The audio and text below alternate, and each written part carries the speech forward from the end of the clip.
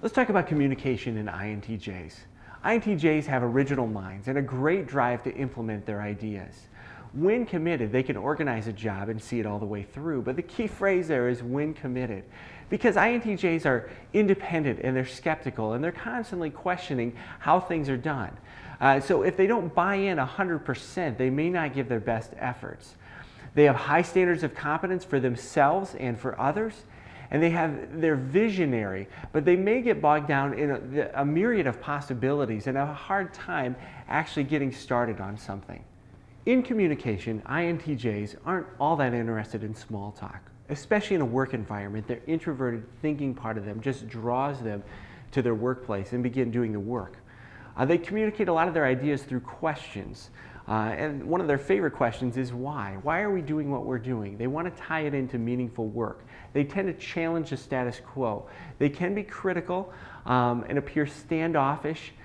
They may not always share everything that's going on. In fact, they can be quite selective on who they share their ideas with, but their wheels are turning all the time.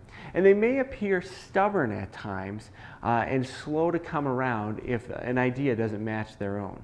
So here's some communication tips when you're working with an INTJ. Don't engage them in a lot of small talk or interpersonal relationships. In the workplace, they want to get work done. Nothing personal, they just want to get some things done there.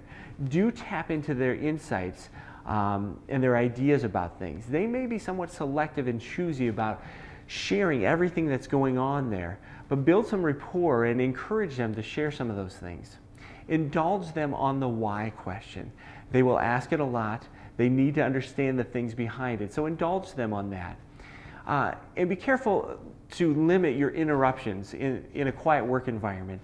They need time to work through all the things that they're thinking about, and sometimes pop-ins or a phone call can be real disruptive for an INTJ.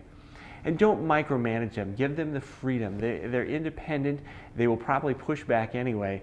So give them the freedom to do some of their work. And don't take some of their criticisms and their challenges personally.